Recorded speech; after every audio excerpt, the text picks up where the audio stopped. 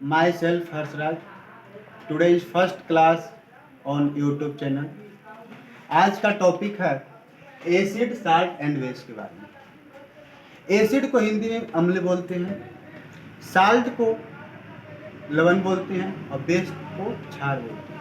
तो आज आप लोगों को बताएंगे एसिड, साल्ट और बेस के बारे में। ये आप 7 क्लास का ये 5वां चैप्टर है, अम्ल, क्षार और लवण के बारे में।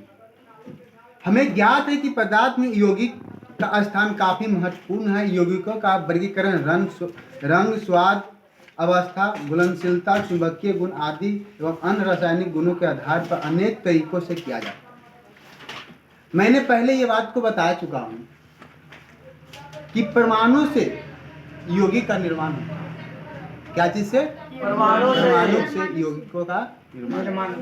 कोई भी पदार्थ का ध्यान में आता हो कि पदार्थ किसे कहते हैं, तो जो स्थान घेरता हो उसे क्या बोलते हैं? पदार्थ बोलते हैं। क्या बोलते हैं? पदार्थ बोलते हैं। और वही पदार्थ में जो यौगिक होते हैं तो उसे 3 वर्गों में बांटा गया। कितने वर्गों में बांटा गया है? एक लवण, दूसरा क्षार और तीसरा अम्ल के बारे में। अम्ल, क्षार और लवण 3 वर्गों में बांटा गया। कितने वर्गों में बांटा गया है? 3 वर्गों में बांटा गया है। गुण के आधार पर, स्वाद के आधार पर और रंग के आधार पर। क्या क्या? गुण के आधार पर, स्वाद के आधार पर और रंग के आधार पर। यहाँ तक बात आप लोगों को समझ में आ रही है? किसी को कहीं कोई प्रॉब्लम? अब हम लोग बात करेंगे अपने दैनिक जीवनचर्या में हम लोग अम्ल का इस्तेमाल करते हैं, लवण का इस्तेमाल करते हैं, क्षार का इस्तेमाल करते हैं। जैसे सिरका, इमली, आंवला, नींबू का रस, नारंगी का पेय पदार्थ, बेकिंग सोडा, चीनी, नमक आदि। हम लोग अपने डेली का दिनचर्या में चीनी का इस्तेमाल करते हैं। चीनी खाते हैं, वो क्या है? उसका स्वाद से हम सभी परिचित हैं। नमक का यूज करते हैं, नींबू का रस का यूज करते हैं, इमली का यूज करते हैं। तो ये हमारे जो जीवन चक्र जो है, हमारे जो दैनिक जीवन है, हमारा जो डेली लाइफ है, उसमें हमारा ये सब यौगिकों का क्या है? यूज करते हैं। क्या करते हैं? यूज करते हैं। और ओल एवं कंदा में अल्प मात्रा में ऑक्जेलिक अम्ल उपस्थित होते हैं। ओल एक सब्जी का नाम हुआ, आप लोग ओल से परिचित होंगे। कंदा भी एक सब्जी का नाम हुआ। तो ओल और कंदा में ऑक्जेलिक अम्ल पाया जाता है। कौन सा अम्ल पाया जाता है? ऑक्जेलिक अम्ल पाया जाता है। इसके धनकण, जिसको हम लोग हिंदी में बोलते हैं क्रॉन्स। क्या बोलते हैं हम लोग? क्रॉन्स बोलते हैं। कैल्शियम ऑक्जेलेट उपस्थित के कारण उत्तेजक होते हैं। इसमें एक क्रॉन्स कैल्शियम ऑक्जेलेट एक पाया जाता है। उसी के कारण कभी कभी हमारा जब खाते हैं तो हमारा जीभों में क्या होने लगता है? उत्तेजना आने लगता है, उत्तेजक होने लगता है एवं जीभ पर उत्तेजन महसूस होने लगता है।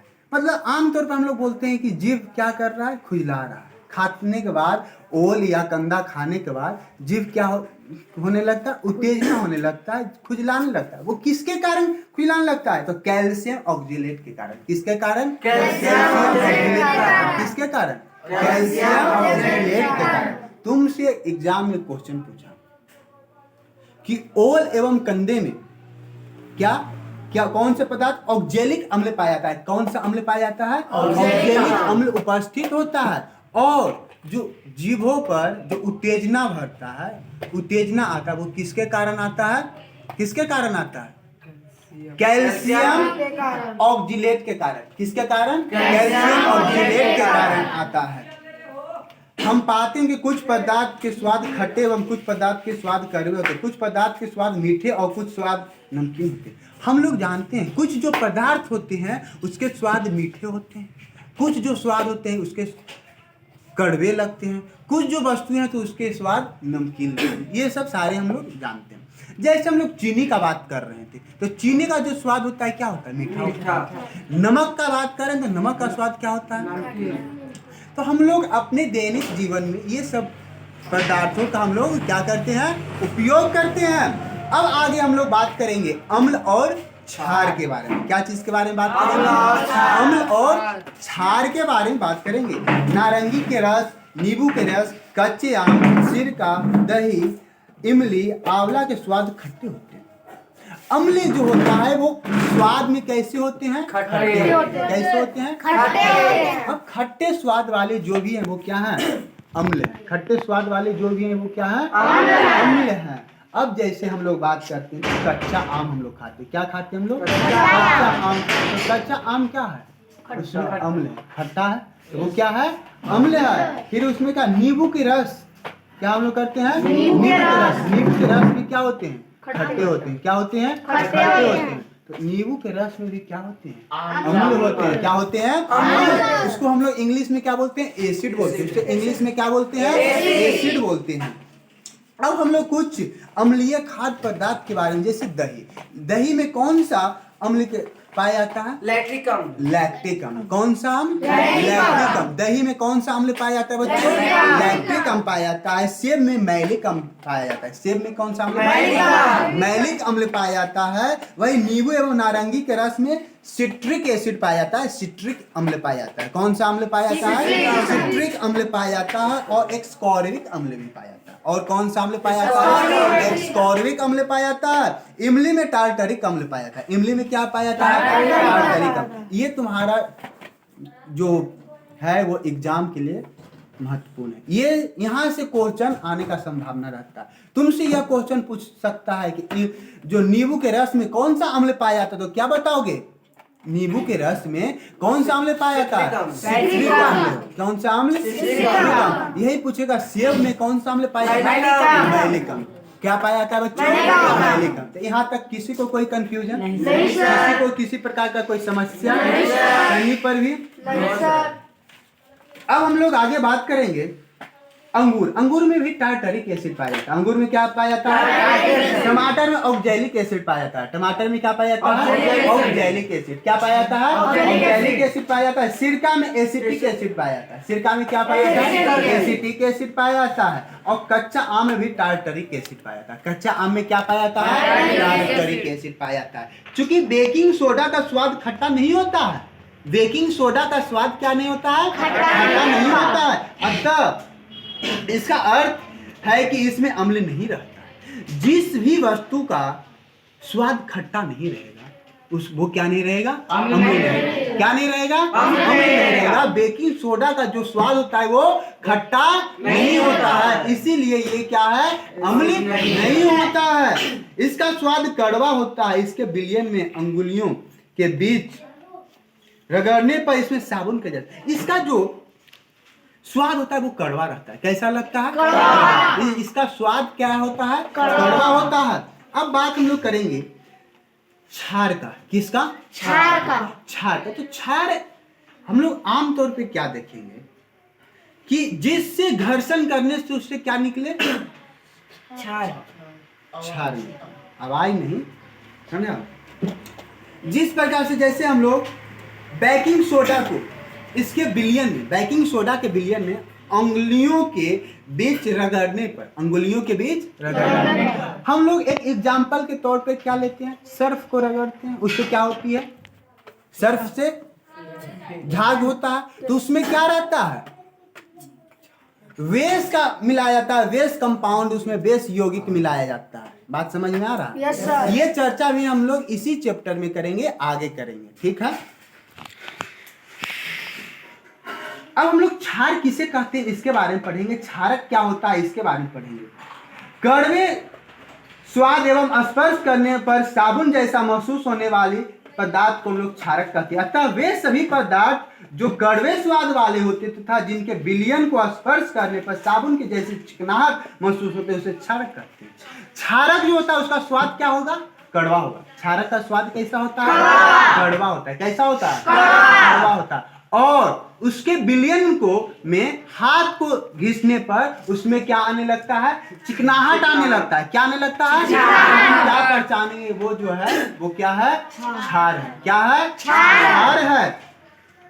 अब हम लोग कुछ क्षारीय पदार्थ के नाम जानते हैं। क्या चीज के? क्षारीय पदार्थ का हम लोग कुछ नाम जानेंगे। जैसे पहला हो गया चूना जल। क्या हो गया? चूना जल। चूना जल क्या है? क्षार है। चूना जल क्या है? क्षार है। चूना जल क्या है? क्षार है। क्षार है। इसमें कौन सा क्षारक? Calcium hydroxide. Calcium hydroxide. Calcium hydroxide. Calcium hydroxide. कौन से? चूना जल। चूना जल। अभी इसके बाद हम लोग साबुन का जो चर्चा कर रहे हैं, क्या चीज का चर्चा कर रहे हैं? साबुन। साबुन में क्या तो सोडियम हाइड्रोक्साइड या पोटेशियम हाइड्रोक्साइड। साबुन में कौन सा क्षार मिलाया जाता है? सोडियम हाइड्रोक्साइड या तो पोटेशियम। साबुन में क्या मिलाया जाता है? सोडियम हाइड्रोक्साइड या तो पोटेशियम हाइड्रोक्साइड। तुमसे ये जो है मैट्रिक में ये बराबर ये क्वेश्चन या तो कंपटीशन में ये बराबर क्वेश्चन पूछते रहता है कि जो साबुन से तो हर कोई परिचित है, तो साबुन में जो वेश मिलाया जाता है, जो क्षार मिलाया जाता है, वो क्या रहता है? सोडियम हाइड्रोक्साइड और पोटेशियम हाइड्रोक्साइड रहता है। यहाँ तक बात को समझ में आ रहा है? इसके बाद हम लोग खिड़की क्लीनर, जिसको हम लोग विंडो क्लीनर के नाम भी जानते हैं, इंग्लिश में उसे क्या बोलते हैं? Window cleaner. जैसे ये कांच का ये ग्लास है या कांच का ये खिड़की है, तो उसको जो साफ करने के लिए हम लोग जिस क्षार का इस्तेमाल करते हैं वो कौन सा रहता है? अमोनियम हाइड्रोक्साइड होता है। क्या रहता है? Ammonium hydroxide. और साबुन में क्या था? सोडियम हाइड्रोक्साइड और पोटेशियम हाइड्रोक्साइड। यहाँ तक बात समझ में आ रहा है? अम्लीय, क्षारीय एवं उदासीन पदार्थों का परीक्षण करना। हम लोग अब आगे पढ़ेंगे अम्लीय, क्या? अम्लीय, क्षारीय एवं उदासीन पदार्थों का परीक्षण करना, मतलब उसका पहचान करना कि वो पदार्थ अम्लीय है या क्षारीय है या उदासीन है। मैंने पिछले क्लास में यह बताया था पीएच स्केल के बारे में। पीएच स्केल के बारे में, पीएच का मतलब होता है पावर ऑफ हाइड्रोजन। क्या होता है? Power of hydrogen. Power of hydrogen में क्या होता है?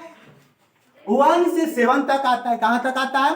तो जो 7 तक आता है बाबू, ये क्या रहता है? उदासीन होता है। 7 तक जो आता है वो क्या रहता है? उदासीन। और 7 से पहले जो आता है वो अम्ल होता है, एसिड होता है। और जो 7 के बाद आता है वो क्या होता है? यहाँ तक बात समझ में आ रहा है? किसी को कोई समस्या? तो हम लोग उदासीन के मतलब 7 का बात करेंगे। जिसका पीएच वैल्यू 7 हो वो पदार्थ क्या रहेगा?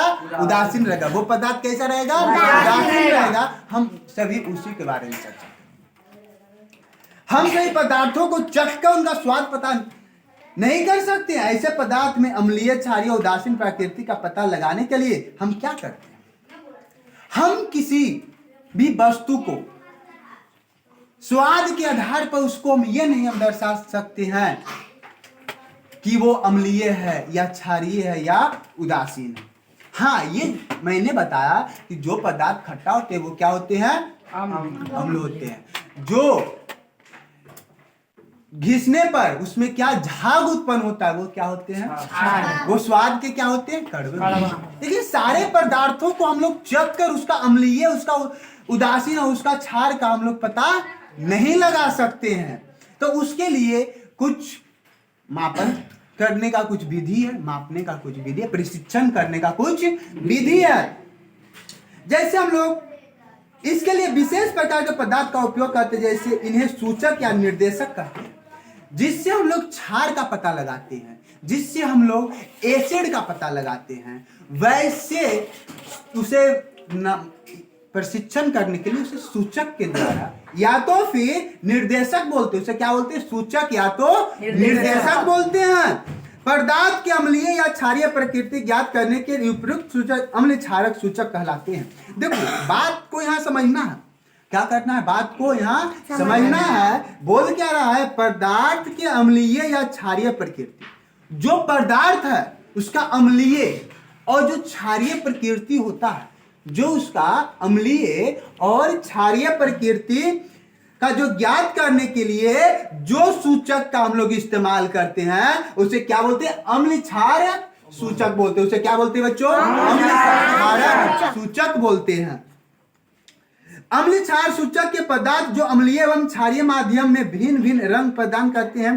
फिनॉल, फेक्थेलिन, मिथेल ऑरेंज, लिटमस, हल्दी, चाइना रोज, लाल पत्ता भोगी, जिसे हम लोग रेड कैवरेज भी बोलते हैं, के रस आदि सूचक के उदाहरण हैं। हम लोग आमतौर पे एक बात जानते हैं, साधारण बात में, कि लिटमस पेपर का इस्तेमाल करते हैं। क्या करते हैं हम लोग? लिटमस पेपर का हम लोग इस्तेमाल करते हैं। लिटमस पेपर एक प्राकृतिक रंजक होता है। लिटमस पेपर क्या होता है?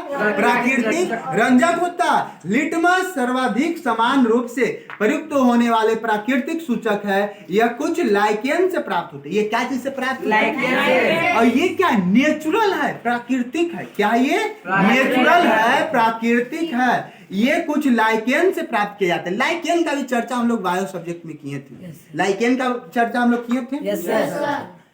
लाइकेन या सहवाग छोटे छोटे पौधे होते हैं। लाइकेन या सहवाग क्या होती है? छोटे छोटे पौधे होते हैं, स्मॉल प्लांट होते हैं। लिटमस का स्रावित जल में बना तनु विलयन सूचक के रूप में प्रयुक्त होता है। इसका जलीय विलयन बैंगनी रंग का।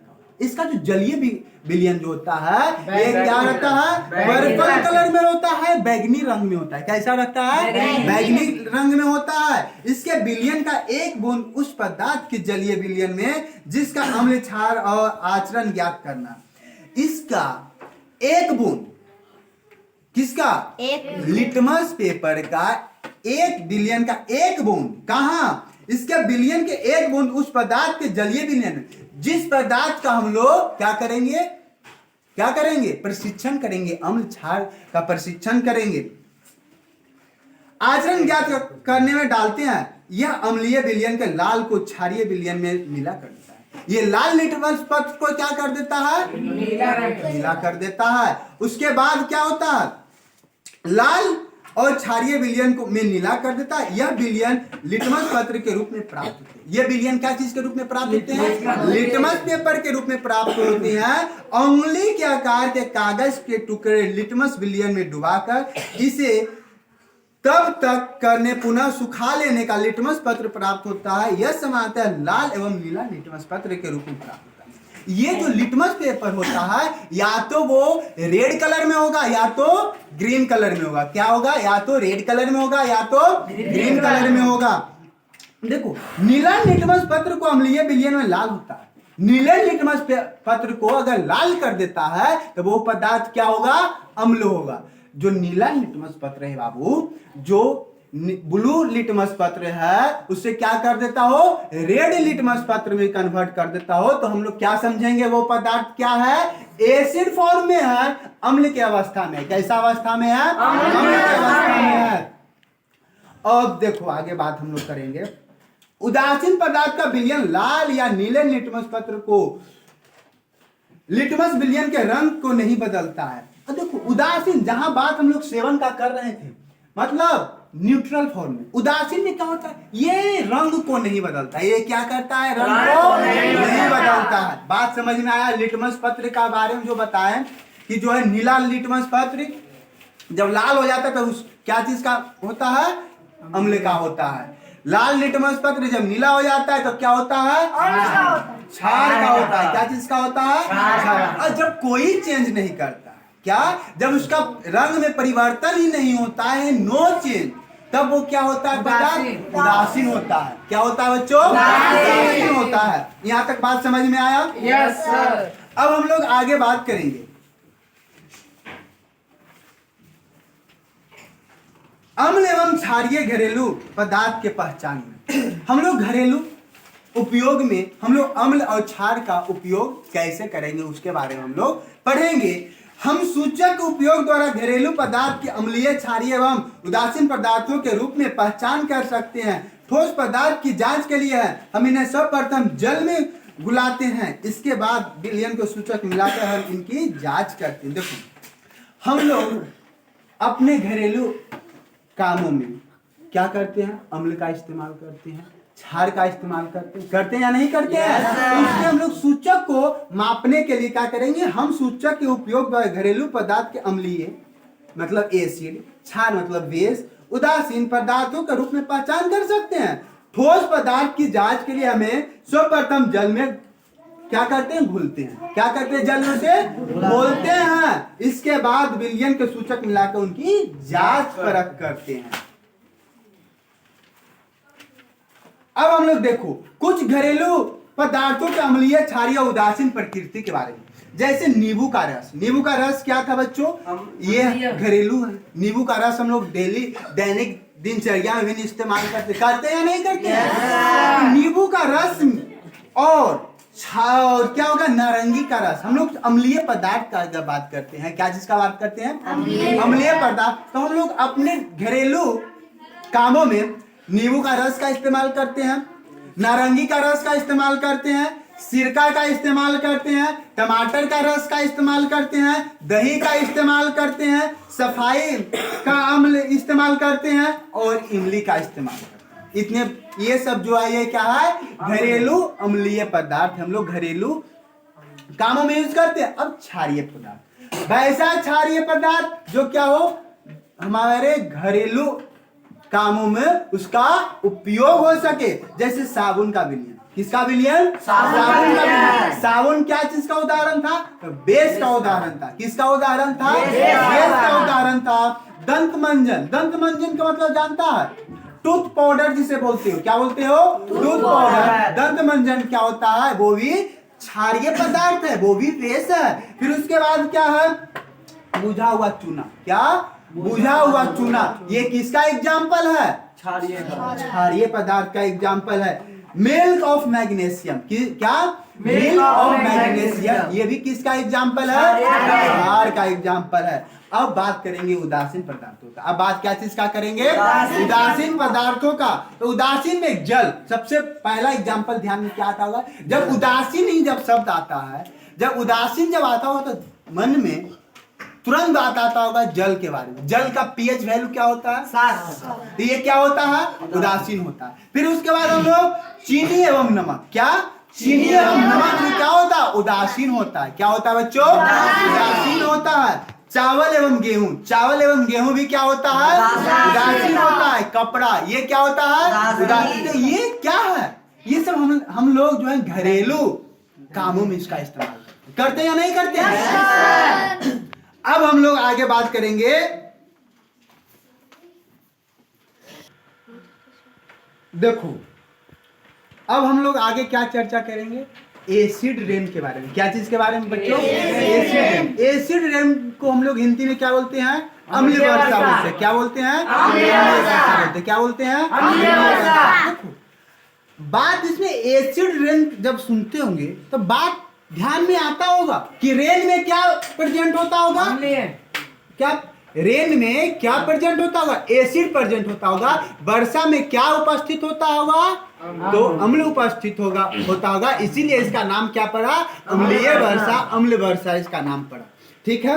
अम्ल वर्षा का नाम से स्पष्ट होता है कि वह वर्षा जिसमें अम्ल अत्यधिक मात्रा में विद्यमान रहते हैं। मैंने इस बात को बताया कि एसिड रेन का मतलब ही होता है कि रेन में किसका